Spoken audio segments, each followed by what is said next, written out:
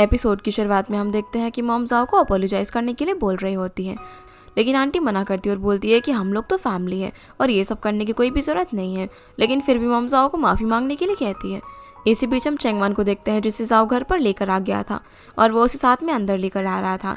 लेकिन चेंगवान उसे बोलती है कि घर पर सिचुएशन अभी काफ़ी कॉम्प्लिकेटेड है, इसीलिए तुम मेरा बाहर ही इंतज़ार करो। जो सुनकर याओ बाहर ही रुक जाता है। इधर मॉम जाओ को बोल रही होती है कि तुम्हें तुम्हारी अंकल और आंटी ने बड़ा किया है, वो लोग हमारे लिए एकदम फैमिली जैसे हैं, इसलिए तुम्हें अपनी काइंडनेस रीपे करनी चाहिए। तभी चेंगवान अंदर आकर बोलती है कि अब क्या हो गया? माओ ने मुझे बता दिया कि 2 बच्चों की लड़ाई हो गई थी, उसमें इतना ज़्यादा इन्वॉल्व होना ठीक नहीं है ना।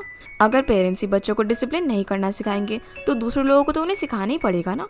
जो बात सुनकर अंकल मॉम को बोलते हैं कि अब तो तुम्हारा बेटा और बेटी दोनों ही हमें बुली कर रहे हैं। ये सुनकर आंटी अंकल को डांट देती है और बोलते हैं कि तुम चुप रहो और आग में घी मत डालो। जो सुनकर मॉम बोलती है कि जाओ अगर आज तुमने माफ़ी नहीं मांगी तो इस सब का मतलब तो यही होता है कि मैंने तुम्हें ठीक से नहीं बड़ा किया है, इसीलिए वो खुद ही सभी लोगों से माफ़ी मांग लेती है। जो देखकर जाओ बोलता है कि मॉम आपको ऐसा क्यों लगता है कि हर चीज़ में हमेशा मेरी ही गलती होती है और आप कभी भी मुझे चांस नहीं देती है एक्सप्लेन करने का। जब आपने मुझे अपने से अलग कर दिया था विलेज में रहने के लिए, तब आपको पता भी है मैंने वहाँ पर कितना ज़्यादा सफ़र किया था। मुझे तो ऐसा लगता है कि मैं इस फैमिली में इंपॉर्टेंट हुई नहीं क्योंकि आपने मुझे अलग किया था ना खुद से, इसीलिए मैं अभी इस घर से जा रहा हूँ क्योंकि शायद मेरी यहाँ पर कोई भी ज़रूरत नहीं है। ये बोलकर वो यहाँ से जाने लगता है। चेंगवान उसे रोकने की कोशिश करती है लेकिन वो नहीं रुकता और चला जाता है। तभी फांग बोलने लग जाता है कि देखा डैड आपने, अब चेंगवान इतनी बड़ी बॉस बन गई है और या लॉयर बन गया है तो ये लोग हमें कैसा नीचे दिखाने की कोशिश कर रहे हैं। जो सुनकर चेंगवान को बहुत ज़्यादा गुस्सा आता है। वो फांग को बोलते हैं कि तुम इतने बड़े हो गए हो तो क्या एक एडल्ट की तरह बिहेव नहीं कर सकते? तुम्हें मज़ा आ रहा है ना हम लोगों को लड़ाई करता हुआ देखकर? और बोलते हैं कि तुमने बचपन में पैसे चुराए थे, जो सबका ब्लेम तुमने जाओ पर लगाया, यहाँ तक कि तुमने उसे बचपन के अंदर बुली भी किया। कि तुम्हारे अंदर हिम्मत है ये सब एक्सेप्ट करने की? ये सुनकर मॉम बोलती है कि क्या ये सब सच है? तो चेंगवान मॉम को बताती है कि जाओ ने कभी भी हमें ये सारी चीज़ें इसीलिए नहीं बताई क्योंकि उसे डर था कि आपको उसकी फिक्र होगी, लेकिन इसका मतलब ये नहीं है कि वो हमेशा बुली होता हुआ आएगा। वहीं बाहर जब याओ जाओ को जाते हुए देखता है तो वो उससे पूछता है कि क्या तुम ठीक हो? इस पर जाओ कहता है कि हाँ मैं ठीक हूँ, लेकिन तुम मेरी बहन को बोलना कि वो मेरी चिंता ना करे, मैं ठीक हूँ और कुछ देर के लिए सिर्फ मैं अकेला रहना चाहता हूँ, ये बोलकर चला जाता है। चेंगवान बोलते हैं कि जब जाओ छोटा था तो आपने उसको अपने पास रखा, उसकी देखभाल की, उस सब के लिए हम आपके काफ़ी ज़्यादा ग्रेटफुल हैं। इसीलिए जब आप लोग यहाँ पर आए हैं तो हम लोग बहुत ही ज़्यादा खुश हैं और आप लोग को एकदम घर की तरह फील करवाने की कोशिश करी। पर हम लोग रिलेटिव्स हैं तो आपको भी हमारी रिस्पेक्ट करनी चाहिए और अगर आपको यहाँ पर रहने में अनकंफर्टेबल हो रहा है ना तो आप लोग अपना सामान पैक करके जा सकते हो। जो सुनकर अंकल चेंगवान पर चिल्लाने लग जाते हैं और बोलते हैं कि तुम 30 साल की हो गई हो, अभी तक ना तो तुम्हारी शादी हुई है और ना तुम्हारे बच्चे हैं, तुम अपने आप को स्ट्रॉन्ग वुमेन बोलती हो। मुझे तो लगता है कि ये सब ना तुम्हारी गलत संगति का असर है। जो सुनकर मॉम भी अंकल पर चिल्लाने लग जाती है और कहते हैं कि तुम्हें जो कुछ भी बोलना है मुझे बोलो, मेरे बच्चों को कुछ भी मत कहो। पर अंकल बोलते हैं कि जब तुम्हारा बेटा छोटा था तब उसे हमने बड़ा किया और उसका खर्चा हमने उठाया, लेकिन आज जब तुम अमीर हो गए हो तो हमसे रिश्ता तोड़ने की कोशिश कर रहे हो और हमें ऐसे भगा रहे हो। ये सुनकर आंटी बोलती है कि मेरी बहन हमेशा पैसे भेजा करती थी, पर अंकल कहते हैं कि वो तो इतने थोड़े से पैसे हुआ करते थे। उस बच्चे को पालने में हमने जितना एफर्ट वगैरह लगाया है उसका सारा कंपनसेशन मुझे आज ही के आज चाहिए और अगर तुम मुझे वो पैसा नहीं दोगे ना तो मैं इस घर से नहीं जाने वाला और अब मैं यहीं पर रहूँगा। उसी वक्त वहाँ पर याओ आ जाता है और बोलता है कि किसी की प्रॉपर्टी में ऐसे घुसना, कि तुम्हें पता है इस सब के लिए तुम्हें सज़ा हो सकती है। जो सुनकर वो लोग बोलने लग जाते हैं कि ये कौन है और हम नहीं बल्कि तुम यहाँ पर घुस रहे हो। जिस पर वो बोलता है कि मैं इस घर का ओनर हूँ। जो सुनकर अंकल के तो होश उड़ जाते हैं क्योंकि उन्हें लग रहा था कि यह घर चेंगवान और उसकी फैमिली का है, पर चेंगवान बता देती है कि ये घर याओ का है और हम लोग यहाँ पर सिर्फ टेम्परेरी रह रहे हैं। याओ बोलता है कि मैं तुम लोगों को ना 3 मिनट का टाइम दे रहा हूँ, अगर तुम लोग यहाँ से नहीं गए ना तो मैं पुलिस को बुला लूँगा। जो सुनकर वो लोग फटाफट से यहाँ से चले जाते हैं और आंटी इस सब के लिए मॉम से माफ़ी मांगती है, तो मॉम भी यहाँ पर उनसे माफ़ी मांगती है और वो फिर चले जाती हैं। इसके बाद हम चेंगवान और याओ को घर के बाहर साथ में देखते हैं। जहाँ चेंगवान उसे बोलते हैं कि तुम घर के अंदर क्यों है, मैंने तुम्हें बाहर रुकने के लिए बोला था ना। इस पर वो बोलता है कि जब मैंने जाओ को सैड होकर जाते हुए देखा तब मैं समझ गया था कि कुछ ना कुछ तो गड़बड़ ज़रूर है, इसलिए मैं अंदर आ गया। चेंगवान उसे बताती है कि उसकी मॉम से आर्ग्यूमेंट हो गई, इसलिए वो नाराज़ होकर घर से चला गया। क्या उसने तुम्हें बताया कि वो कहाँ पर गया है? इस पर जाओ कहता है कि उसने नहीं बताया, लेकिन उसने ये कहा है कि तुम उसकी चिंता मत करो, वो कुछ टाइम अकेले रहना चाहता है। तो चेंगवान उसे थैंक्स बोलती है और कहती है कि अगर तुम आज अंदर नहीं आते ना तो पता नहीं बात कहाँ तक पहुँच जाती। अब फाइनली मेरे अंकल और उनकी फैमिली जा चुकी है तो घर में पूरी शांति हो चुकी है, तो अब हम सभी लोग पीसफुली रह सकते हैं। वो कहती है कि मेरी आंटी तो बहुत ही ज़्यादा अच्छी है, उन्होंने सब कुछ अपनी फैमिली के लिए सैक्रिफाइस किया है, लेकिन फैमिली में लोग उन्हें थैंक यू बोलने की जगह उन पर चिल्ला रहे थे। और मेरी मॉम भी ऐसे ही है, वो सबके लिए अनकंडीशनली करना चाहती है, लेकिन मैं चाहती हूँ कि मेरी मॉम अपने लिए जिए। तो याओ उसे अपनी मॉम से चलकर बात करने के लिए कहता है। इस पर चैंगवन बोलती है कि मेरी मॉम रिश्तों को बहुत ही ज़्यादा वैल्यू देती है और वो उन्हें एक प्राइड की तरह देखती है। लेकिन अभी जो कुछ भी है उससे मेरी मॉम का रिलेशन आंटी के साथ बहुत ज़्यादा ख़राब हो गया है। मुझे डर है कि अगर इस वक्त मैं उनसे बात करने के लिए जाऊँगी तो हमारे बीच में काफ़ी ज़्यादा आर्ग्यूमेंट होगी। मुझे नहीं पता कि मैं उन्हें कैसे फेस करूँ, इसीलिए मैं उनसे बात नहीं कर सकती। तो याओ बोलता है कि कोई बात नहीं, फिर मैं उनसे बात करने के लिए जाता हूँ। इस पर चैंगवन बोलती है कि अब तो तुम काफ़ी ज़्यादा एक्सपीरियंस हो गए सब मामलों से डील करने में। तो वो कहता है कि मुझे लगता है कि तुम्हारी मम बहुत ही ज़्यादा अडोरेबल है और उससे बात करके ना मुझे काफ़ी अच्छा भी लगता है। फिर वो उसे वापस छोड़ने के लिए बोलता है, लेकिन वो कहती है कि मैं चली जाऊँगी और तुम अंदर जाओ। चैंगवन यहाँ से जाते हुए माओ को कॉल करती है और बताती है कि जाओ और मॉम के बीच में आर्ग्यूमेंट हो गया, इसलिए वो घर से चला गया। अगर वो तुम्हारे पास आए तो प्लीज़ उसे कंफर्ट करना। सीन अब यहाँ से जाओ पर आता है जो कि माओ से मिलने के लिए चला जाता है, जहाँ पर वो उसके सामने एकदम नॉर्मल होने की एक्टिंग करता है। लेकिन माओ से पूछते हैं कि आखिर बात क्या है। तब वो उसे बता देता है कि कुछ नहीं, बस मॉम और मेरा छोटा सा आर्ग्यूमेंट हो गया था। माओ से बैठाकर पूछते हैं कि क्या ये सब मेरे बेटे की वजह से हुआ है। इस पर जाओ बोलता है कि नहीं, ऐसी बात नहीं है। मॉम चाहती थी कि मैं रिलेटिव से अपोलोजाइज़ करूँ। मैं उन्हें पूरी बात बताना चाहता था, लेकिन वो हमेशा की तरह मेरी बात सुनना ही नहीं चाहती थी। जिस पर माँ उसे समझाती है कि कोई भी मॉम अपने बच्चे के लिए बुरा नहीं चाहती है और तुम्हारी मॉम बुरे इंसान नहीं है, लेकिन वो थोड़ी सी ऐसी पर्सन है जिनके लिए प्राइड मैटर करता है। इस पर जाओ कहता है कि जो भी हो, लेकिन मैं घर नहीं जाने वाला। तो माँ बोलती है कि कोई बात नहीं, तुम मेरे घर पर रह सकते हो। जिस चीज़ के लिए वो उसे थैंक्स बोलता है और गले लगा लेता है। सीने भी ऐसे घर पर आता है जहाँ डैड मॉम को सर दर्द की दवाई दे रहे थे और बोलते हैं कि मैंने तुम्हें मना किया था ना कि रिलेटिव्स को सारी बात बताने से। इस पर मॉम कहती कि मैं तो सिर्फ यही चाहती थी कि वो लोग मेरे बारे में बुरा ना सोचे। इस पर डैड बोलते हैं कि अब देखो तुम्हारा बेटा और बेटी तो घर से चले गए हैं और वो लोग भी तुमसे नाराज़ हो गए, अब तुम खुश हो ना। जो सुनकर मॉम डैड को कुछ बोलने वाली थी, लेकिन तभी आओ बीच में बोल देता है कि आंटी ये सब मेरी गलती है, मैंने शायद आज कुछ ज़्यादा ही बोल दिया। इस पर मॉम बोलती है कि हाँ बेटा, तुमने ना आज सच में कुछ ज़्यादा ही बोल दिया। तो याओ कहता है कि इसलिए मैं आपसे माफ़ी मांगने के लिए आया हूँ और अगर आप गुस्सा हो तो आप वो गुस्सा मुझ पर निकाल सकती हो। जो सुनकर मॉम बोलती है कि देख रहे हो इसको, कितना अच्छा लड़का है ये। मेरे बच्चे तो मुझे छोड़कर चले गए और पति मुझे डांट रहा है, लेकिन तुम हो जो कि मुझे कितने अच्छे से समझ पा रहे हो। पर याओ यहाँ पर मॉम को ज़्यादा सोचने से मना करता है और बोलता है कि हर रिश्ते में नोक झोंक तो होती रहती है, रिलेटिव्स में कुछ टाइम बाद मान जाएंगे, इसलिए वो ज़्यादा ना सोचे। लेकिन उसी वक्त मॉम के फ़ोन पर आंटी का मैसेज आता है जो बताती है कि शांगली होटल में रहने के पैसे हमने भेज दिए हैं और इस बार जो कुछ भी प्रॉब्लम हुई उस सब के लिए माफ़ी मांगती है। जो देखकर मॉम बोलती है कि देखा, अब तो वो हमसे और भी ज़्यादा दूर हो गए हैं। तभी आओ यहाँ पर मॉम को बताता है कि चैंगवन अभी काम की वजह से बहुत ही ज़्यादा प्रेशर में है। रिसेंटली शांगली होटल के डेली एक्सपेंसेस के लिए भी पैसे नहीं बचे थे, इसलिए उसने घर खरीदने का प्लान पोस्टपोन कर दिया और वो पैसे वो होटल के लिए इस्तेमाल कर रही है। जो सुनकर मॉम हैरान हो जाती है और वो सीधा याओ को बोल देती है कि प्लीज़ तुम बिजनेस के लिए हमारी बेटी से कंपटीशन मत करो। जिस चीज़ पर वो उनकी बात मानकर ऊपर चला जाता है और मॉम बोलती है कि मैं देख रही हूँ आजकल याओ को क्या हो गया है, ये हमारी हर बात को एक्सेप्ट कर लेता है। डैडी यहाँ पर अब मॉम को बोलने लग जाते हैं कि तुम भला याओ से ऐसे कैसे बोल सकते हो कि बिजनेस के लिए हमारी बेटी से कंपटीशन मत करो। फिर वो उन्हें समझाते हैं कि कैसे आज जो कुछ भी हुआ उस सब पर उन्हें रिफ्लेक्ट करना चाहिए। खास तौर पर उन्हें जाओ के लिए बोलते हैं। वो कहते हैं कि वो इंट्रोवर्ट और सेंसिटिव लड़का है, इसलिए तुम्हें उससे बात करते हुए हमेशा केयरफुल रहना चाहिए। तो मॉम बोलते हैं कि मुझे नहीं पता था, जब वो विलेज में रह रहा था तब उसके साथ ये सब हुआ था। सीन अब यहाँ से चैंगवन पर आता है जो जब होटल से निकल रही थी, तभी वो दो एम्प्लॉयज़ को बातें करते हुए सुनती है कि ये बच्चा कितना ज़्यादा शैतान था, लेकिन उसके पेरेंट्स ने भी उसे नहीं रोका। और देखो रूम कितना गंदा है, इसे सफाई करते करते तो हमारी पूरी रात निकल जाएगी। जो सुनकर चैंगवन रूम के अंदर जाती है जहाँ वो देखते हैं कि सच में उनके रिलेटिव ने रूम बहुत ही ज़्यादा गंदा किया हुआ था, इसीलिए वो एम्प्लॉयज़ के साथ खुद ही सफाई कराने में मदद करती है। जो देखकर वो लोग उसे मना करने लग जाते हैं, पर वो कहती है कि ये सब मेरे रिलेटिव्स ने किया है, इसलिए मुझे भी रिस्पॉन्सिबिलिटी लेनी पड़ेगी। इसीलिए वो उनके साथ मिलकर सफाई कराती है और रूम क्लीन होने के बाद जब वो बाहर आती है तो देखती है कि याहू उसका बाहर वेट कर रहा था। जब वो उसे बताता है कि उसके पेरेंट्स को उसने संभाल लिया है तो चैंगवन उसे एक कुकीज़ का बॉक्स देती है और बोलती है कि तुम्हारे लिए, जिस चीज़ के लिए वो उसे थैंक यू बोलता है और चीक्स पर किस कर देता है। पर वो उसे यहाँ पर ये सब करने से मना करती है। तो वो कहती है कि ये क्या कर रहे हो, कोई देख लेगा तो। लेकिन यहाँ बिल्कुल भी नहीं डर रहा था और वो उसे अपने साथ एक फिशिंग स्पा में लेकर जाता है जहाँ पर चैंगवन हमेशा आया करती थी। वो तो काफ़ी मज़े से पानी में पैर डालकर बैठ जाती है, लेकिन याओ को डर लग रहा था कि मछलियाँ उसके पैर की स्किन को खाएंगी। जो देखकर चैंगवन उसे बोलती है कि तुम खुद मछली को खा रहे हो और जब मछली खाएगी तो इतना डर रहे हो तुम। फिर वो उसके भी पैर पानी में डलवाती है तो उसे काफ़ी अच्छा फील हो रहा था।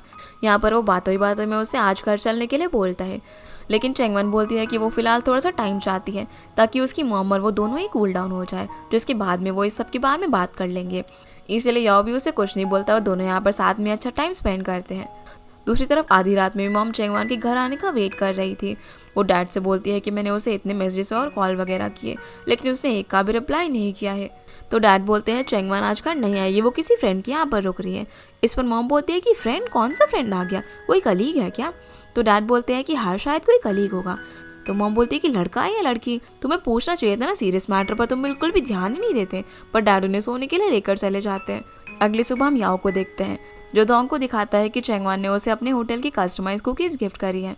तो दोंग बोलता है कि अरे वाह, लगता है आपका तो बड़ा अच्छे प्रोग्रेस चल रहा है आपके रिलेशनशिप में, और वो उसे एक कुकी खिलाने के लिए बोलता है, लेकिन याओ उसे नहीं देता। उसी वक्त उसे मिस ज़ांग का कॉल आता है, जो उसे शांगली होटल के प्रोजेक्ट के प्रोग्रेस के बारे में पूछने लग जाती है, जिस पर याओ से बोलता है कि अब मेरा सुपीरियर एम्बर है, तो मैं उसे इस सब के बारे में जवाब दूंगा, आपको इस चीज़ की फिक्र करने की कोई भी ज़रूरत नहीं है। ये बोलकर कॉल कट कर देता है और मिस ज़ांग काफ़ी ज़्यादा गुस्सा होने लग जाती है।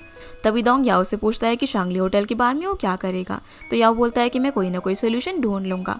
सीन अब यहाँ से मॉम पर आता है, जो कि सभी लोगों के लिए घर पर खाना बना रही थी।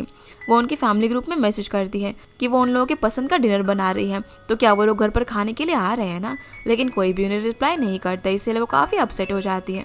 इसके बाद हम चेंगवान को देखते हैं, जो कि फांगदा के साथ बिजनेस के बारे में डिस्कस करते हुए होटल से बाहर आ रही थी। तभी उन्हें वहाँ पर एक बच्ची मिल जाती है, जो फांगदा से बोलती है कि आपकी गर्लफ्रेंड ना बहुत ही ज़्यादा प्रिटी है, इसीलिए उसके लिए फ्लावर्स ले लो। जो सुनकर वो लेने वाला होता है, पर चेंगवान उस बच्चे को बोल देती है कि ये मेरा बॉयफ्रेंड नहीं है, और अपने फ्लावर खरीदने वाली होती है। लेकिन उसी वक्त वहाँ पर याओ आ जाता है और बोलता है कि इस प्रिटी लेडी के लिए फ्लावर्स मैं ले लेता हूँ। वो फिर फ्लावर लेकर उस बच्चे को यहाँ से भेज देता है और चेंगवान को अपने पास खींचकर फांगदा को बताता है कि ये मेरी गर्लफ्रेंड है। चेंगवान भी अब उसे यहाँ पर याओ से इंट्रोड्यूस करवाती है और उनके साथ में खाना खाने के लिए बोलती है, लेकिन वो बेचारा ऑकवर्ड हो गया था और मना करके यहाँ से चले जाता है। जो सब देखकर चेंगवान को काफ़ी हंसी आ रही थी। वो याओ को बोलती है कि मुझे ना जेलसी की स्मेल आ रही है। तो याओ कहता है कि ज़रूर आएगी। वो फांगदा को बोलते हैं कि वो यहाँ पर आकर शांगली में तुम्हारे साथ काम कर सकता है, लेकिन मुझे तो बाहर ही खड़े रहकर तुम्हारा इंतजार करना पड़ता है, तो क्या मुझे जेलसी नहीं होगी? फिर वो उसे फ्लावर का बुके देता है, जो देखकर चेंगवान बोलती है कि मैंने सोचा भी नहीं था कि तुम ऐसे पर्सन हो सकते हो, और बोलती है कि आज जाओ से मेरे बॉयफ्रेंड बनकर मिलने के लिए चलना। इधर मॉम सभी लोगों के डिनर पर आने का वेट कर रही थी, लेकिन डैड के अलावा वहाँ कोई नहीं आता, इसलिए वो अपसेट होकर बिना खाए ही चले जाती है। दूसरी तरफ हम माओ के घर पर चेंगवान और याओ को देखते हैं, जहाँ पर वो उनसे पूछते हैं कि तुम लोग यहाँ पर आज कैसे हैं। तो चेंगवान उन्हें याओ का हाथ पकड़कर बता देती है कि हम दोनों रिलेशनशिप में हैं। जो सुनकर माओ बोलती है कि अरे वाह याओ, तुमने हमारी चेंगवान को जीत ही लिया। इस पर याओ से बोलता है कि तुमने भी तो जाओ को पटा लिया ना। जो सुनकर वो हंसने लग जाती है। चेंगवान बोलती है कि एक मेरी बेस्ट फ्रेंड है और दूसरा मेरा भाई है, तुम लोग भला मुझसे इतने टाइम तक की बातें कैसे छुपा सकते हो? हालांकि मैं ही इस सब में कहीं ना कहीं तुम्हें सपोर्ट कर रही थी। जिस पर जाओ बोलता है कि मैं ही डर रहा था तुम्हें बताने से कि कहीं तुम इस चीज़ के लिए एग्री ना करो।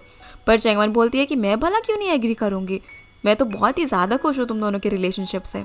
जाओ तुम अब काफ़ी मैच्योर हो गए और तुमने काफ़ी अच्छा डिसीजन लिया है। तभी आए वहाँ पर चेंगवान और जाओ को बोलता है कि तुम लोगों को अपनी मॉम से बात करनी चाहिए, उन्होंने ग्रुप के अंदर मैसेज किया है, लेकिन तुम दोनों में से किसी ने भी उन्हें रिप्लाई नहीं किया। चेंगवान अब यहाँ पर उनका मैसेज देखती है, तो मॉम ने बोला हुआ था कि 2 दिन बाद जाओ का बर्थडे है, इसीलिए प्लीज़ घर पर आ जाना। या उन्हें समझाता है कि उनकी जो भी प्रॉब्लम है वो सभी लोग आपस में बैठकर उस बारे में बात करके सॉल्व कर सकते हैं, और ये एक आउटसाइडर होने के नाते मेरा सिर्फ एक सजेशन है। जो सुनकर चेंगवान उसे बोलते हैं कि तुम सही कह रहे हो, और उसका हाथ पकड़ के कहती है कि अब तुम आउटसाइडर नहीं हो बल्कि फैमिली हो। चेंगवान भी बोलती है कि मैं भी घर जाकर मॉम से बात करूंगी, और जाओ को भी बर्थडे पर घर आने के लिए बोलती है, क्योंकि उन लोगों ने हमेशा उसका बर्थडे साथ में सेलिब्रेट किया है, जिस चीज़ के लिए वो भी मान जाता है, और सभी लोग अब चेयर्स करते हैं। इसके बाद हम मॉम को देखते हैं, जो कि घर पर अकेले बैठी हुई थी। तभी वहाँ पर याओ आ जाता है, जिसे मॉम बताती है कि मैंने चेंगवान और जाओ दोनों को कॉल किया, लेकिन दोनों में से किसी ने भी मेरा फ़ोन नहीं उठाया और ना ही वो घर पर आए। इस पर याओ बोलता है कि चेंगवान ओवर टाइम काम कर रही है, और याओ भी यंग है तो कहीं ना कहीं बाहर होगा, आप उन लोगों की फिक्र मत करो।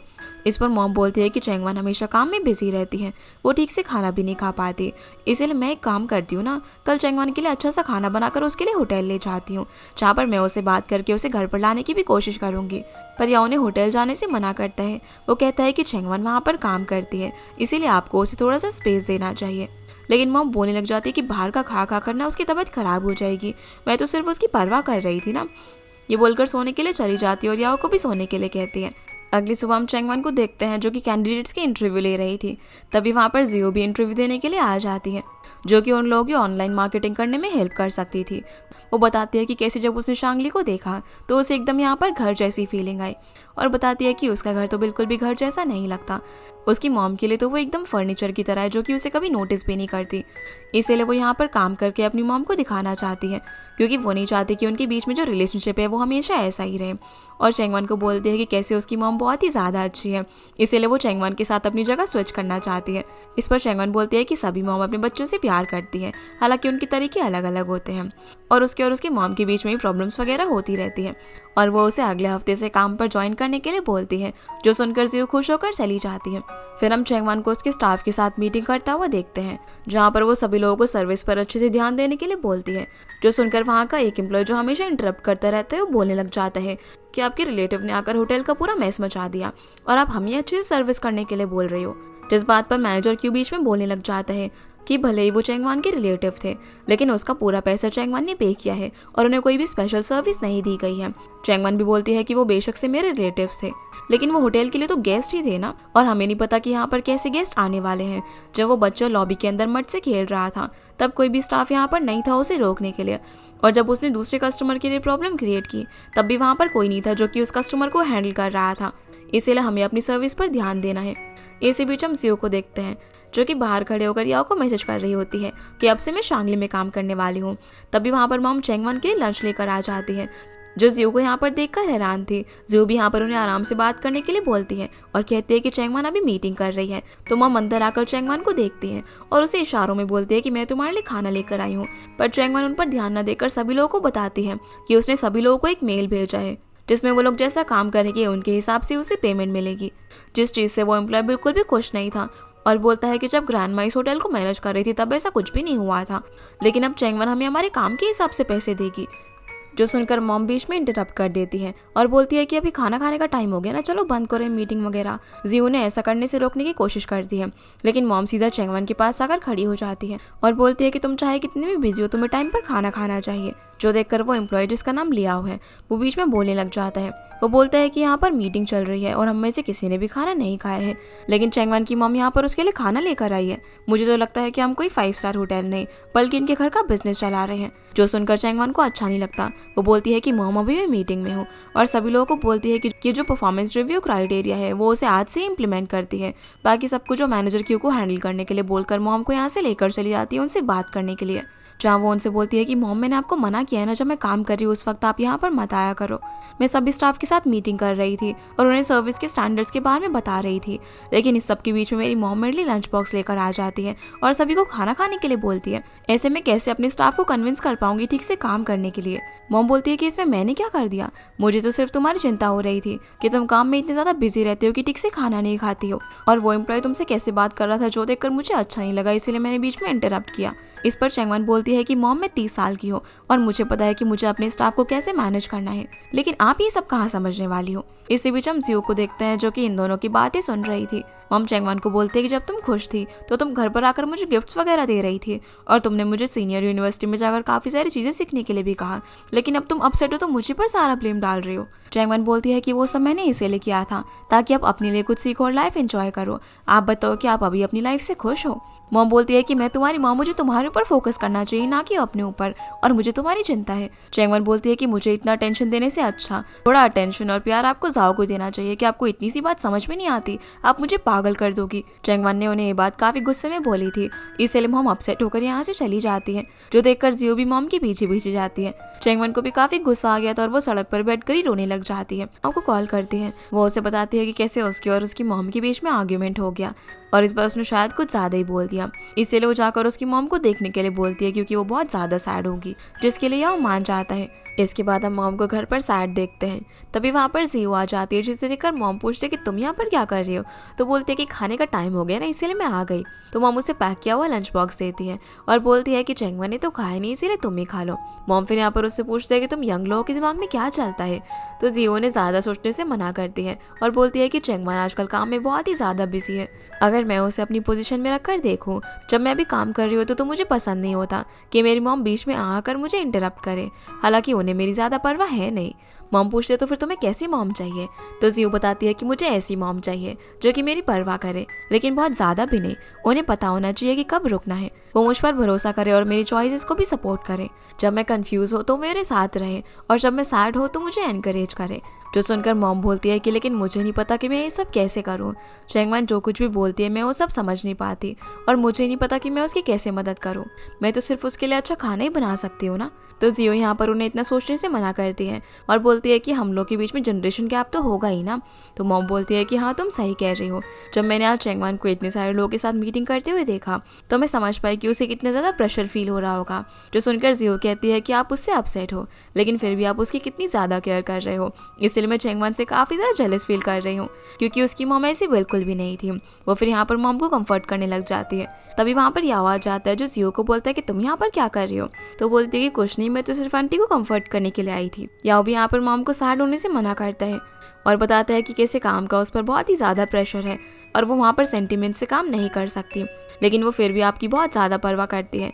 उसने मुझे आपके पास भेजा आपका कंफर्ट करने के लिए और साथ ही उसने घर के लिए कुछ इलेक्ट्रॉनिक्स भी खरीदे हैं जिन्हें जब लेने से मॉम मना कर देती है तो या उन लोगों को वापस भेजने वाला होता है, पर मॉम बोल देती है कि नहीं नहीं मेरी बेटी ने भेजा है ना, और फिर वो उन्हें लेने के लिए बाहर चली जाती है। जियो भी याओ के पास आकर बोलती है कि क्या तुम चैंगमान के असिस्टेंट हो जो कि सीधा यहाँ पर चले आए, तुम तो ऐसे कभी नहीं थे, आखिर तुम दोनों के बीच में क्या चल रहा है। जो सुनकर याओ उसे साइड में लेकर जाता है और बताता है कि वो और चैंगमान रिलेशनशिप में है, वो उसे बहुत ही ज़्यादा पसंद करता है, इसीलिए अगर वो यहाँ पर आ रही है तो उसे अपने वर्ड्स का काफ़ी देखभाल के इस्तेमाल करना होगा। अगर उसने कुछ भी उल्टा सीधा किया ना तो वो उसे छोड़ेगा नहीं। जिसकी ये बात सुनकर जियो हंसने लग जाती है और बोलती है कि मैं तो सिर्फ तुम्हें चेक कर रही थी। वो उसे बताते हैं कि जब दोंग ने मुझे बताया कि चैंगमान तुम्हारी गर्लफ्रेंड है तब मैं उसे और उसकी फैमिली को चेक करने लग गई। ये लोग सच में बहुत ही ज़्यादा अच्छे लोग हैं। और बताते हैं कि जब वो और याओ अब्रॉड में थे तब वो दोनों एक दूसरे पर ही रिलाई करते थे क्योंकि उसकी मॉम ने तो उसकी कभी ज़्यादा परवाह की नहीं, इसीलिए वो उसे अपनी फैमिली की तरह समझती है। तो वो देखना चाहती थी कि उसका रिलेशनशिप कैसी फैमिली के साथ है, पर वो उसे बोलते हैं कि तुम्हारी चॉइस काफ़ी ज़्यादा अच्छी है और अब एक अच्छे भाई की तरह चैंगमान का ख्याल रखना और उनकी फैमिली में शादी करना। वो उसे खुश रहने के लिए बोलकर फिर यहाँ से चली जाती है। यानी कि वो जो उसे अपने बॉयफ्रेंड बनने के लिए बोल रही थी वो सब सिर्फ मजाक था और वो बस ये देखना चाहती थी कि चैंगमान याओ के लिए सूटेबल है भी या फिर नहीं। इसके बाद याओ चैंगमान को लेने के लिए जाता है जहाँ पर वो उससे पूछती है कि अब मेरी मॉम कैसी है। तो बताता है कि मैंने उनके लिए कुछ न्यू अप्लायंसेस खरीदे हैं, तो वो उन्हीं की मैनुअल रीड कर रही होगी। और क्या अब तुम प्रॉब्लम को फेस करना चाहती हो या फिर अभी भी उनसे भागना चाहती हो। इस पर चैंगमान बोलती है कि अब मैं घर जाकर मॉम से बात करूंगी और अब मैं उनसे और ज़्यादा भागना नहीं चाहती, इसीलिए अब याओ उसे घर लेकर जाता है जहाँ पर मॉम डैड से बोल रही होती है कि हमारी बेटी नाराज़ हुई तो हमारे लिए इलेक्ट्रॉनिक्स भिजवा रही है, पर हमारा बेटा नाराज़ हुआ और वो बिना कुछ कहे ही चला गया। तो सुनकर डैड कहते हैं कि मैंने तुम्हें पहले ही बोला था ना कि बच्चे अब बड़े हो रहे हैं, उनकी अलग ब्राइड है, तुम्हें उन्हें बात करने से पहले सोच लेना चाहिए। तभी वहाँ पर चैंगमान आ जाती है। जब डैड बोलता है कि तुम आ गई हो तो मॉम तुम्हारे लिए कुछ खाने के लिए बना देगी, लेकिन चैंगमान बोलती है कि उसने बाहर खा लिया है। जो सुनकर मॉम उसके लिए फ्रूट काटने के लिए किचन में चली जाती है तो चैंगमान भी उनसे बात करने के लिए पीछे पीछे जाती है। मॉम को बताती है कि जाओ ने कहा है कि कल वो अपने बर्थडे के दिन घर पर आएगा। तभी मॉम यहाँ पर उसे बोलती है कि मुझे पता है कि तुम मुझसे नफरत करती हो, पर चैंगमान कहती है कि नहीं ऐसी बात नहीं है, लेकिन मुझ पर आपकी बेटी होने का बहुत ही ज़्यादा प्रेशर है। जैसा आप चाहती हो मैं वैसा नहीं करती हूँ। आप चाहती हो कि मैं शादी कर लूँ, बच्चे पैदा करूँ और अपनी लाइफ को एंजॉय करूँ। मुझे लगता है कि आप मुझसे बिल्कुल भी खुश नहीं हो क्योंकि मैं आपकी बातें नहीं मानती, और मुझे ऐसा भी लगता है और शायद जिस पर्सन को होम टाउन में रहने के लिए जाना चाहिए था वो जाओ की जगह काश मैं होती। अगर ऐसा होता तो आपकी मुझसे इतनी हाई एक्सपेक्टेशंस नहीं होती। जो सुनकर मॉम बोलती है कि मैंने कभी भी नहीं सोचा था कि तुम्हारे दिल में मेरी ऐसी इमेज है। चैंगमान बोलती है कि आप हमेशा कंप्लेन करते रहते हो कि मैं बिजी हूँ। हाँ मैं बिजी हूँ, लेकिन मुझे पता नहीं था कि मैं अपनी चीज़ें आपसे कैसे शेयर करूँ, इसीलिए मैं सिर्फ आपसे चुप रही थी और घर नहीं आना चाहती थी। आगे वो बोलती है कि आप मुझसे घर को लेकर नाराज़ थे क्योंकि मैंने आपको अपनी प्रॉब्लम कभी एक्सप्लेन ही नहीं की, और बताती है कि जब से उसने शांगली को संभालना शुरू करा है तब से उसके ऊपर काफ़ी प्रेशर है क्योंकि वहाँ की एम्प्लॉयज़ उससे सेटिस्फाइड नहीं है और बिजनेस में उन्हें प्रॉब्लम आ गई थी, इसीलिए उसने जो घर का पैसा था वो होटल में लगा दिया, और जो रिलेटिव्स की वजह से उनके बीच में कॉन्फ्लिक्ट हुई उसके ऊपर भी उसे बात कर लेनी चाहिए थी, लेकिन उसने ऐसा नहीं किया क्योंकि मुझे डर था कि अगर मैं आपसे अपने दिल की कोई बात कहने के लिए आऊँगी तो कहीं आप मुझे फिर से थप्पड़ ना मार दो। ये बोलकर चैंगमान रोने लग जाती है। तभी मॉम भी रोते हुए बोलती है कि जिस दिन मैंने तुम्हें थप्पड़ मारा था वो दिन मैं कभी भी नहीं भूल पाऊंगी क्योंकि ऐसा करने से मुझे भी काफ़ी हर्ट हुआ था कि आखिर मैं अपनी बेटी के साथ ऐसा कैसे कर सकती हूँ, मैं कैसी माँ हूँ। मुझे पता था कि मैंने गलत किया है और उसके बाद मैं इतना ज़्यादा परेशान रही कि मेरी इस गलती की वजह से तुम बहुत ज़्यादा अपसेट होगी और कभी भी घर नहीं आओगी। मुझे मुझे रात को नींद भी नहीं आती थी तुम्हारे बिना। मैं अपनी गलती मानना चाहती थी लेकिन मुझे पता ही नहीं था कि मैं शुरुआत कहाँ से करूँ। फिर वो यहाँ पर चैंगवन को सॉरी बोलती है। चैंगवन बोलते हैं कि जब आपने मुझे थप्पड़ मारा था उस वक्त से ही मैंने डिसाइड कर लिया था कि अब आप जैसे चाहते हो मैं वैसे अपनी लाइफ नहीं जीऊँगी। मैं कॉन्फिडेंस के साथ अपनी लाइफ जीना चाहती हूँ और 2 रीज़न है जो कि मैं शांगली को अच्छे से मैनेज करना चाहती हूँ। पहला इसलिए क्योंकि ग्रैंडमा ने मुझे रिस्पॉन्सिबिलिटी दी है, इसलिए मैं उन्हें निराश नहीं करना चाहती। और दूसरा इसलिए क्योंकि बहुत सारे लोग हैं जो मुझे नीचा दिखाते हैं। उन्हें लगता है कि मैं शांगली को अच्छे से मैनेज नहीं कर सकती, लेकिन मैं ये करके दिखाऊंगी और मैं अपनी फैमिली को एक अच्छी लाइफ दूंगी। जिस पर मॉम कहती है कि मैं भी यही चाहती हूँ और बताती है कि जब चैंगवन और जाओ पैदा हुए थे तब उन्होंने भी सोचा था कि वो अपने बच्चों को अच्छी लाइफ देंगी, लेकिन बाद में उन्हें रियलाइज़ हुआ कि वो इस चीज़ के लिए कैपेबल नहीं है। इसलिए वो अपने बच्चों को खुश रखने के लिए दूसरों पर निर्भर रहने लगी और अपने जो प्रिंसिपल थे उन्हें लूज कर दिए। वो बस कुछ भी करके सिर्फ अपने बच्चों के लिए एक लाइफ चाहती थी, चाहे उसके लिए उन्हें अपनी इंसल्ट ही क्यों ना करवाना पड़े। इसलिए वो चाहती थी कि शिन फैमिली में चैंगवन की शादी हो जाए, लेकिन वो नहीं जानती थी कि उनकी ये सब करने से चैंगवन को इतना ज़्यादा दुख होगा। मॉम बोलती है कि मैंने तुम्हें नया घर लेने के लिए बहुत फोर्स किया, यहाँ तक कि इस घर में आने के लिए भी काफ़ी फोर्स किया, क्योंकि मुझे लगा था कि अगर हमारे पास बड़ा घर होगा तो शायद तुम हमारे साथ रहने के लिए आ जाओगी। लेकिन मैंने तुम्हारे पर्सपेक्टिव से कभी चीज़ें सोची ही नहीं। मैं काफ़ी बुरी मॉम हूँ। अगर अगले जन्म में मैं तुम्हारी मॉम बनूँ तो अच्छा करने की कोशिश करूँगी। और कभी कभी तो मुझे लगता है कि अगर तुम लड़का होती ना तो शायद मुझे तुम्हारी इतनी चिंता करने की ज़रूरत नहीं होती। तभी मॉम उसे बताती है कि जब वो छोटी थी तो घर पर उनके साथ अच्छा बिहेव नहीं होता था और कोई भी गलती होती तो सारा ब्लेम उन्हीं पर डाला जाता था। इसीलिए उन्होंने सोच लिया था कि अगर मेरी बेटी होगी तो मैं उसे एक फेरी की तरह रखूँगी। और आखिर लड़की होना क्या कोई गलत बात है? जो सुनकर चैंगवन रोते रोते अपनी मॉम को गले लगा लेती है और बताने लग जाती है कि वो उनसे कितना ज़्यादा प्यार करती है और बोलती है कि मैं बस आपसे इतना चाहती हूँ कि आप मुझे थोड़ा सा स्पेस दो और मुझ पर भरोसा रखो। तो मॉम बोलती है कि अब मैं समझ गई हूँ, मैं जितनी भी परवाह करती हूँ वो सारी बेकार है। लड़कियाँ भी लाइफ में आगे बढ़ सकती है और लड़कों से ज़्यादा अच्छा कर सकती है। ये बोलकर वो चैंगवन को गले लगा लेती है और बोलती है कि मैं अच्छी मॉम बनने की कोशिश करूँगी, जैसे कि अब उन दोनों के बीच की जो सारी कॉन्फ्लिक्ट्स है वो सभी सॉल्व हो जाते हैं। इसके बाद हम चैंगवन को उसके रूम में देखते हैं जहाँ याओ सीढ़ी लगाकर उसके रूम में आ जाता है, जो देखकर चैंगवन बोलती है कि ये सब तुम क्या कर रहे हो, तुम दरवाजे से क्यों नहीं आए? तो वो कहता है कि नहीं मेरी हिम्मत नहीं वहाँ से आने की। फिर वो उससे पूछता है कि जाओ को क्या पसंद है, क्योंकि उसके बर्थडे के लिए उसे गिफ्ट लेना था। तो चैंगवन बोलती है कि वो पिकी पर्सन नहीं है, इसीलिए तुम उसके लिए कुछ भी ले सकते हो। जो सुनकर वो जाने लग जाता है। तो चैंगवन पूछती है कि क्या बस यही पूछने के लिए आए थे? पर वो कहता है कि नहीं तुमसे मिलने के लिए आया हूँ।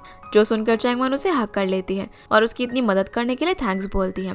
पर वो कहते हैं कि कैसी बातें कर रही हो, हम दोनों फैमिली तो है ना। जो सुनकर चैंगवन उसे किस कर देती है और दोनों साथ में अच्छा टाइम स्पेंड करते हैं। अगली सुबह हम माओ को देखते हैं जो कि जाओ के लिए टाई गिफ्ट लेने के लिए गई हुई थी, लेकिन वो उसे एक कफलिंग भी गिफ्ट करने वाली थी जो कि उसने खुद उसके लिए डिज़ाइन किए थे। इसीलिए वो उसे मैचिंग की टाई ले लेती है। फिर वो यहाँ से दिन को उसके स्कूल में पिक करने के लिए जाती है, जहाँ पर उसके टीचर से उसे पता चलता है कि उसके डैड उसे पहले ही ले गए हैं। जो सुनकर माओ हैरान हो जाती है क्योंकि आज उसकी बारी थी दिन को लेकर जाने की। जो सुनकर माओ फटाफट से सॉन्ग के घर पर जाती है, जहाँ देंगो से बोलता है कि ग्रैंडमा आई थी और उन्होंने मुझे बोला कि आपका एक बॉयफ्रेंड है, इसीलिए अब आप मुझे प्यार नहीं करती। जो सुनकर माओ हैरान हो जाती है और सॉन्ग से बोलती है कि तुम्हें कैसी बातें बता रहे हो बच्चे को। तो वो कहते हैं कि तुमने मुझे ऑनेस्ट रहने के लिए कहा था ना, इसलिए मैंने उसे सच्चाई बताई। तो माओ से बोलती है कि अगर दिन को कोई भी मेंटल इशू आना तो मैं तुम्हें छोड़ूंगी नहीं। ये बोलकर वो दिन को यहाँ से ले जाने की कोशिश करती है, लेकिन वो उसके साथ नहीं जा रहा होता। तो सॉन्ग उसे उससे अलग कर देता है और बोलता है कि तुम्हारे पास उसके विजिट करने के राइट जरूर है, लेकिन तुम उसकी मर्जी के बिना उसे नहीं ले जा सकती। जो सुनकर माँ रोते हुए यहाँ से चली जाती है। उसे समझ में नहीं आ रहा था कि वो क्या करे, पर क्योंकि जाओ उसका रेस्टोरेंट में वेट कर रहा था, इसलिए वहाँ पर पहुंचकर उसे उसका बर्थडे विश करती है और साथ में गिफ्ट भी देती है। जहाँ पर खाना खाते हुए माँ उसे बोलती है कि मुझे अपने बेटे की कस्टडी वापस चाहिए, जिस पर जाओ कहता है कि ठीक है मैं इसमें तुम्हारी मदद करूंगा और तुम्हारा लॉयर बनूंगा। पर माँ उसे बोलते हैं कि डिवोर्स के वक्त मैंने कस्टडी के लिए फाइट नहीं किया था, मेरे लिए वो कस्टडी लेना थोड़ा सा मुश्किल होगा और हमें कोर्ट जाना पड़ेगा, इसीलिए तुम हमारे रिलेशनशिप के बारे में फिर से एक बार सोच लो, क्योंकि दिन अब मेरे पास रहेगा और हमारे रिलेशनशिप के बारे में कभी तो हमें तुम्हारे पेरेंट्स को बताना पड़ेगा ना, तब उनका रिएक्शन कैसा होगा, क्या तुमने कभी इस बारे में सोचा है? इसलिए मैं तुम्हें चांस दे रही हूँ इस रिलेशनशिप से बैकआउट करने का। अभी तुम काफ़ी यंग हो तो इस बारे में ज़रूर सोचना। जो सब सुनकर जाओ काफ़ी अपसेट हो जाता है। इसके बाद हम घर पर सभी लोगों को देखते हैं जो कि जाओ के आने का वेट कर रहे थे। मॉम काफ़ी वरिड हो रही थी, इसीलिए वो चैंगवन को उसे कॉल करने के लिए बोलती है, लेकिन उसका फ़ोन नहीं लग रहा था, इसीलिए चैंगवन उसे मैसेज कर देती है। उसी वक्त याओ भी घर पर आ जाता है, जहाँ पर मॉम को लगता है कि जाओ आ गया, लेकिन उसे देखकर वो अपसेट हो जाती है। तभी चैंगवन को जाओ एक लोकेशन भेजता है, इसीलिए चैंगवन केक लेकर उससे मिलने के लिए जाती है। वो बोलती है कि आप लोग उसका इंतजार मत करो और याओ को उसके पेरेंट्स का ख्याल रखने के लिए बोलती है। जहाँ पर जाओ मॉम का मूड अच्छा करने के लिए बोलता है कि आज ना मेरा भी बर्थडे है तो चलो सेलिब्रेट करते हैं। जो सुनकर मॉम बोलती है कि नहीं तुम झूठ बोल रहे हो, क्योंकि एक बार जब मैं तुम्हारे कपड़े धो रही थी तब उसमें मुझे तुम्हारा आई कार्ड मिला, जिससे कि मुझे तुम्हारी डेट ऑफ बर्थ पता चल गई। मैंने तुम्हारे ज़ोडिएक से काफ़ी लड़कियों को मैच कराने की भी कोशिश की, लेकिन अभी तक कोई अच्छी लड़की मुझे मिली नहीं है। जैसे कोई मिल जाएगी ना तो बता दूंगी। जो सुनकर बेचारा याओ काफ़ी ऑकवर्ड हो जाता है और बोलता है कि आप तो एकदम मुझे अपने बेटे की तरह ट्रीट करते हो, उसके लिए थैंक यू। पर डैड बोलता है कि तुम काफ़ी थक गए हो ना, तो चलो खाना खा लो। मॉम भी उसे खाना खाने के लिए बोलती है, लेकिन वो अपसेट थी, इसीलिए वो उठकर अपने रूम में चली जाती है। इधर चैंगवन जाओ से मिलकर उसे उसका केक देती है और बर्थडे विश करती है, जहाँ पर वो उसे 3 कार्ड देती है, जो कि उसके लिए एक डैड ने, एक याओ ने और एक खुद चैंगवन ने दिया था। और मॉम की तरफ से उसे बहुत ही अच्छे डिनर की फोटो भी दिखाती है, जो कि मॉम ने उसके लिए बनाया था। वो बोलती है कि मॉम तुम्हें काफ़ी मिस कर रही थी और मॉम ने जो कुछ भी किया उस सब के पीछे उनकी रीज़न थे, जिस सब के बारे में वो हमसे बात करना चाहती थी, लेकिन उन्हें नहीं पता कि वो कहाँ से शुरुआत करे। ठीक वैसे ही जैसे कि तुमने हम लोगों से छुपकर डिलीवरी बॉय की जॉब की थी। वो बोलती है कि हमारी फैमिली में हर किसी ने कोई ना कोई सैक्रिफाइस किया है, लेकिन उसके बारे में किसी को पता ही नहीं है, जिस सब की वजह से हमारे बीच में ये सारी चीज़ें हुई। जिस पर जाओ कहता है कि मैं समझता हूँ और मैं मॉम की वजह से अपसेट नहीं हूँ। तो चैंगवन बोलती है कि क्या फिर माओ के साथ कुछ हुआ है। जाओ अब चैंगवन को बताता है कि कैसे जो माओ का हस्बैंड सॉन्ग है वो माओ को दिंग से मिलने नहीं दे रहा और उसने उसके दिमाग में क्या क्या चीज़ें भर दी है। अगर अब माओ कोर्ट में जाएगी दिंग की कस्टडी लेने के लिए तो उसे काफ़ी दिक्कतें आएंगी, इसीलिए उसने मुझे हमारे रिलेशनशिप के बारे में फिर से सोचने के लिए बोला है। और उससे बताता है कि दिंग का जो स्कूल है वो वहाँ पर जाकर उन्हें शांगली होटल में इन्वाइट करना चाहता है, ताकि जब दिंग वहाँ पर आए तो माओ उसके साथ एंजॉय कर सके, जिस चीज़ के लिए चैंगवन मान जाती है और अब उसे ज़्यादा परेशान ना होकर केक कट करने के लिए बोलती है। जैसे ही चैंगवन घर आती है तो मॉम उससे जाओ के बारे में पूछने लग जाती है कि क्या वो मुझसे अभी तक नाराज़ है। तो चैंगवन उनके पास बैठकर बताती है कि नहीं, वो आपसे नाराज़ नहीं है, बस उसे कुछ काम आ गया था, इसी वजह से वो नहीं आ पाया। और बताती है कि कैसे जब उसके रिलेशनशिप में प्रॉब्लम चल रही थी तब उसने अपनी जॉब छोड़ दी थी और वो हम लोगों को परेशान नहीं करना चाहता था, इसलिए उसने डिलीवरी बॉय की नौकरी की। जो सुनकर मॉम हैरान हो जाती है। चैंगवन बोलती है कि कैसे पुराने घर में वो लोग 20 साल तक रहे हैं, वहाँ पर कभी भी जाओ का कोई भी रूम नहीं था। जब कभी कोई गेस्ट आता था तो उस बेचारे को अपना सामान लेकर इधर उधर भटकना पड़ता था, और क्योंकि वो विलेज में रहा था तो उसे हमारा इतना प्यार नहीं मिल पाया, इसीलिए जब वो यहाँ पर आया तब वो हमें परेशानी ना हो, इसीलिए ज़्यादा कुछ नहीं बताता। जो सुनकर मॉम बोलने लग जाती है कि मुझे तो लगा था कि जाओ एक लड़का है, इसलिए वो अपनी चीज़ें खुद हैंडल कर सकता है, क्योंकि वो पढ़ाई में काफ़ी अच्छा है। मुझे लगा था वो जॉब ढूंढकर अच्छी लड़की से शादी करेगा, लेकिन मुझे नहीं पता था कि वो इतना ज़्यादा सेंसिटिव है और मुझसे खुद को इतना दूर कर लेगा। ये बोलकर मॉम रोने लग जाती है, पर चैंगवन उन्हें समझाती है और बोलती है कि जब साओ घर आएगा तो वो आपसे सबके बारे में बात करेगा और आप भी उससे अपनी मन की बात कहना, क्योंकि अभी भी काफ़ी देर नहीं हुई है। अगली सुबह हम माओ को देखते हैं जो कि इंटरनेट पर कस्टडी केस के बारे में स्टडी कर रही थी, जहाँ वो साओ को मैसेज करने का सोचती है, पर तभी साओ वहाँ पर आ जाता है, जो उसे बताता है कि उसने उसका पूरा केस स्टडी किया है, उसके जैसे और भी केसेस हैं, जिससे वो ये प्रूव कर सकता है कि वो ज़्यादा सूटेबल है दिंग की केयर करने के लिए, और वो पूरी कोशिश करेगा दिंग को वापस लाने की। वो उसे बोलता है कि तुमने मुझे दोबारा से सोचने के लिए बोला था ना हमारे बारे में, तो अब मैंने सोच लिया है कि चाहे कुछ भी हो जाए मैं तुम्हारे साथ रहूँगा। ये बोलकर वो उसे अपना कार्ड देता है जिसमें उसके अब तक के कमाए हुए पैसे थे। वो बोलता है कि ज़्यादा तो नहीं है, लेकिन मैं हार्ड वर्क करूँगा और पूरी कोशिश करूँगा तुम्हें और दिंग को अच्छी लाइफ देने की। जो सुनकर माँ रोते हुए उसे हक कर लेती है और बोलती है कि मुझे तो लगा था कि तुम गिव अप कर दोगे। तो जाओ बोलता है कि मैं कभी भी तुम्हारे ऊपर गिव अप नहीं करूँगा। जो सुनकर माँ उसे थैंक्स बोलती है उसका इतना साथ देने के लिए। इसके बाद हम चैंगवन और याओ को साथ में डिनर करता हुआ देखते हैं, जहाँ पर वो उससे पूछता है कि आज तुम बहुत ज़्यादा खुश लग रही हो। तो चैंगवन बताती है कि माँ और जाओ फिर से एक साथ आ गया, तो ये बहुत ही खुशी की बात है ना, इसीलिए हम सेलिब्रेट कर रहे हैं और उसे ड्रिंक करने के लिए बोलती है। इस पर वो कहते हैं कि तुम्हें पता है ना मैं ज़्यादा ड्रिंक नहीं कर सकता। तो कहती है कि चिंता मत करो, इस बार मैं तुम्हारी ड्रंक होने पर फोटो नहीं खींचूंगी। और उसे बताती है कि जाओ शांगली के अंदर एक पेरेंट चाइल्ड इवेंट रखना चाहता है, ताकि इस इवेंट की वजह से माओ अपने बच्चे से मिल सके। जो सुनकर याओ कहता है कि काफ़ी एग्जॉस्टिंग होने वाला है, क्या तुम श्योर हो कि तुम ये करना चाहती हो। चैंगवन बोलती है कि मैं माओ की बेस्ट फ्रेंड हूँ और जाओ की बहन, ऑफ कोर्स मैं उन दोनों के लिए करना चाहती हूँ। वो उसे भी वहाँ पर आने के लिए कहती है और बोलती है कि अगले वीक की 14 तारीख को है। याओ बोलता है कि क्या तुमने कभी कपल्स को पेरेंट चाइल्ड एक्टिविटी में देखा है। तो चैंगवन बताती है कि तुम कितनी ज़्यादा वर्कोहॉलिक हो, लवर्स के लिए हर मंथ की 14 डेट वैलेंटाइंस होती है। जो सुनकर वो कहता है कि अच्छा ऐसी बात है क्या, फिर तो मैं आ जाऊंगा। और दोनों साथ में डिनर एंजॉय करते हैं। अगले दिन माओ और जाओ दिंग की टीचर से मिलने के लिए जाते हैं, जहाँ पर टीचर बोलती है कि दिंग के डैड ने मुझे बताया कि कैसे डिवोर्स की वजह से आप दोनों के बीच में थोड़ा सा प्रॉब्लम चल रहा है, और क्योंकि आप अभी इमोशनली स्टेबल नहीं हो इसीलिए उन्होंने मुझे मना किया है कि मैं दिन को आपसे ना मिलने दूं। जो सुनकर माँ उसे बताती है कि कैसे वो भी एक माँ है और हाँ, वो कभी कभी कुछ ज़्यादा इमोशनल हो जाती है, लेकिन वो एक अच्छी मॉम बनने की कोशिश कर रही है। फिर वो यहाँ पर उसे एक कार्ड देती है और बताते हैं कि वो लोग शांगली में एक पेरेंट चाइल्ड इवेंट होस्ट करना चाहते हैं, जिसका सारा खर्चा वो उठाएगी, जहाँ पर दिन काफ़ी और बच्चों से मिलेगा और वो भी वहाँ पर उससे मिल पाएगी। इस पर टीचर कहते हैं कि सॉन्ग को ये सब करने से ऑब्जेक्शन होगा। तभी जाओ बीच में बोल देता है कि मैं माओ का लॉयर हूँ और कोर्ट ने उसे भी अपने बच्चे से मिलने का हक दिया है, इसीलिए सॉन्ग इस चीज़ में बीच में इंटरफेयर नहीं कर सकता। अगर कोई भी प्रॉब्लम आएगी स्कूल के ऊपर तो वो सब कुछ मैं हैंडल करूँगा। इसीलिए अब टीचर भी मान जाती है और कहती है कि इस इवेंट के बारे में वो प्रिंसिपल से बात करेगी। माँ फिर चैंगवन से मिलने के लिए शांगली होटल में जाती है, जहाँ पर वो उसे बताती है कि कैसे जाओ ने उसकी काफ़ी मदद की और टीचर अब मान गई है यहाँ पर इवेंट करने के लिए। लेकिन यहाँ पर इवेंट होस्ट करना उसके लिए काफ़ी मुश्किल होगा, क्योंकि बहुत सारे बच्चे और उनके पेरेंट्स यहाँ पर आएंगे। पर चैंगवन इसके लिए बिल्कुल तैयार थी। उसी वक्त वहाँ पर वही एम्प्लॉय लियो आ जाता है, जो ये बोलते हुए जाने लगता है कि पहले तो यहाँ पर इसके रिलेटिव आए थे और अब दोस्त आ गए ट्रबल मचाने के लिए। जो सुनकर माओ कहती है कि ये एम्प्लॉय कितना ज़्यादा मीन है। तो चैंगवन बताती है कि कैसे जब से वो यहाँ पर आई है उसने उसे एक्सेप्ट नहीं किया है और धीरे धीरे सब कुछ नॉर्मल हो जाएगा। तो माँ यहाँ पर थैंक यू बोलती है उसकी इतनी मदद करने के लिए। इसके बाद हम चैंगवन को घर पर देखते हैं, जो जब बालकनी में होती है तो देखते हैं कि नीचे याओ गार्डन की केयर कर रहा था। उसे देखकर वो सोचने लग जाती है कि कैसे वो उससे पहली बार मिली थी और फिर कैसे दोनों एक दूसरे से प्यार करने लग गए। फिर हम जियो को उसके घर पर देखते हैं, जहाँ जांग उसे बोलते हैं कि तुम ना कुछ भी सीरियस नहीं कर रही हो लाइफ में। जो सुनकर वो उसे शांगली के चाइल्ड पेरेंट इवेंट का कार्ड दिखाती है और बोलती है कि ये तो सीरियस है ना। जांग ये देखकर बोलती है कि तुम शांगली में गई थी।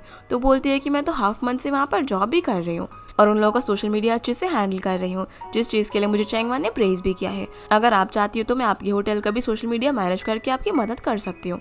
जो सुनकर जांग उस पर चिल्लाने लग जाती है कि वो कैसे कैसे काम कर रही है, उसका लाइफ में कोई भी विजन नहीं है। तो जियो भी उस पर चिल्लाती है और बोलती है कि अगर तुम्हें ये लगता है ना तो अपनी जैसी बेटी ढूंढ लो जिसका लाइफ में विजन हो और वो एम्बिशियस हो। वो बोलती है कि और लोगों की मॉम कितनी ज़्यादा अच्छी है और चैंगवन की मॉम भी उसे कितना ज़्यादा प्यार करती है, लेकिन वो कभी भी उससे प्यार से बात नहीं करती। जिस पर जांग कहती है कि तुम मुझे चैंगवन की मॉम से कंपेयर कर रही हो, तुम्हें पता भी है मैंने तुम्हें किस तरीके से पाला है। एक सिंगल मॉम होने के बाद भी मैंने कितना हार्ड वर्क करके तुम्हें अब्रॉड भेजा स्टडी करने के लिए सबसे बेस्ट स्कूल में, और ये सब जो मैं कर रही हूँ वो तुम्हारे लिए तो है ना। इस पर जियो कहती है कि मेरे लिए कर रही हो, ये सब तुम्हें भी तो चाहिए ना, और तुम इतनी ज़्यादा हार्टलेस इसीलिए हो क्योंकि तुम सभी से नफरत करती हो। अगर तुम्हें एक प्यारी बच्ची चाहिए ना तो पहले प्यार से बात करना सीखो। जो बोलकर गुस्से में वो यहाँ से चली जाती है। इसके बाद हम चैंगवन के होटल में इवेंट का सीन देखते हैं, जहाँ पर सभी लोग इवेंट की तैयारी कर रहे थे, लेकिन लियो वहाँ पर बिल्कुल भी खुश नहीं था काम करने से। तभी हम फांगदा को देखते हैं, जहाँ उसे पता चलता है कि जो उसका सप्लायर है वो इवेंट के लिए उसे स्टील फ्रेम नहीं दे पाएगा, तो इस वजह से वो परेशान होने लग जाता है। पर लियो उसकी ये बात सुन लेता है और बोलता है कि मैं आपके लिए अरेंज करवा दूंगा, जिस चीज़ के लिए फांग मान जाता है। इसके बाद हम याओ को देखते हैं, जो कि शायद चैंगवन को एक नेकलेस गिफ्ट करने वाला था। तभी वहाँ पर दोंग आता है, जो बोलता है कि काम में इतना ज़्यादा टेंशन चल रहा है और तुम्हें रोमांस की पड़ी हुई है। तो याओ बोलता है कि अब क्या कर दिया मिस जांग ने। इस पर वो बताता है कि तुमने जो सिस्टम अपग्रेड करने के लिए कहा था उससे वो काफ़ी ज़्यादा इरिटेट हो गई है। उसने बोला कि पीक सीजन के टाइम में काम बहुत ज़्यादा इफेक्ट हो रहा है, इसलिए अब सब चीज़ें वो हैंडल कर रही है। इस पर याओ बोलता है कि मुझे पता था वो ऐसा करेगी, और अभी हमारी मीटिंग होने वाली है ना, तो देखते हैं कि उसने हमारे लिए क्या सरप्राइज रखा है। सीना वापस से चैंगवन के होटल के इवेंट पर आता है, जहाँ पर सभी लोग काफ़ी इंजॉय कर रहे थे। चैंगवन यहाँ पर जियो को देखते हैं, जो कि सभी लोगों की फोटोज क्लिक कर रही थी, जहाँ पर उसे थोड़ा सा अपसेट देखकर उसे पूछती है कि क्या हुआ है। तो जियो बताती है कि मैं अपनी मॉम को प्रूफ करना चाहती थी कि मैं लाइफ में क्या कर रही हूँ, लेकिन लगता है कि वो यहाँ पर नहीं आ पाएंगी। इस पर चैंगवन उसे बोलती है कि वो शायद बिजी होंगी और वैसे भी तुम्हारी जर्नी है तो तुम्हें किसी को भी प्रूफ करने की जरूरत नहीं है, और उसे काम के बाद ट्रीट देने के लिए बोलती है। जो सुनकर जियो खुश हो जाती है। सीन अब यहाँ से याओ पर आता है, जो कि जांग के पास जाता है अपनी सिस्टम का एक्सेस उससे वापस लेने के लिए। तो बोलती है कि पीक सीजन के बीच में वो सिस्टम अपग्रेड कर रहा है, जिससे कि उसने बिजनेस को लॉस पहुंचाया है, इसीलिए उसने उसका सिस्टम एक्सेस ले लिया है, क्योंकि अभी तो वही होटल की प्रेसिडेंट है। अब इन लोगों की एम्बर के साथ मीटिंग होती है, जहाँ पर मिस जांग फिर से शांगली की बात बीच में लेकर आती है। एरिक भी यहाँ पर याओ से बोलता है कि मैंने सुना शांगली की जो ओनर है चैंगवन, उसके साथ तुम रिलेशनशिप में हो। हमने तुम्हें वहाँ पर उसे एक्वायर करने के लिए भेजा था, ना कि उसके साथ रिलेशनशिप में आने के लिए। तो यहाँ पर बताने लग जाता है कि कैसे उनके होटल में जो एक बहुत ही बड़ा समिट होने वाला है उसके लिए उनका होटल बिल्कुल भी सूटेबल नहीं है। इसने होटल की रूम सर्विस और सिस्टम वगैरह अपग्रेड करवाया है। हालांकि हमारे होटल को इतनी ज़्यादा फंडिंग मिलती है, लेकिन फिर भी हम ऐसे इवेंट होस्ट करने के लिए कैपेबल नहीं है, और ये करने से हम और भी ज़्यादा बिजनेस अपने होटल में लेकर आ सकते हैं, जो कि शांगली होटल एक्वायर करने से भी ज़्यादा अच्छा होगा। जो सुनकर एम्बर उसे बहुत ही ज़्यादा खुश हो जाता है और जांग को डांट लगाता है कि इतना पैसा मिलने के बाद भी वो ये सब इवेंट होस्ट नहीं कर पा रहे हैं, वो क्या कर रहे हैं यहाँ पर। और उसे याओ से कम्पीट करने की वजह उसका साथ देने के लिए बोलता है और उसका सिस्टम एक्सेस भी वापस करने के लिए बोलकर कॉल रख देता है। अब याओ तो खुश होकर मीटिंग रूम से बाहर आ गया था क्योंकि अब उन्हें शांगली होटल को एक्वायर नहीं करना था। पर मिजांग काफी गुस्सा थी और उससे बात करने के लिए बाहर आती है और उससे पूछती है कि आखिर तुम चाहते क्या हो। यह बोलता है कि पहले तो ये है कि मैं अब हेडक्वार्टर्स नहीं जाना चाहता और अगर मुझे प्रमोशन मिले या फिर ना मिले ये मेरे लिए मैटर नहीं करता। दूसरा, आप शांगली पर गिव अप कर दो। जो सुनकर वो पूछती है कि क्या ये सब तुम चेंगवान के लिए कर रहे हो। तो याओ बोलता है कि तीसरा ये है कि अगर आपने चेंगवान को कुछ भी करने की कोशिश की ना तो आप अभी जिस पोजीशन पर हो आपके पास वो भी नहीं रहेगी। अगर आप चाहती है कि हम दोनों वापस से साथ में काम करें तो आपको ये सब कुछ करना पड़ेगा।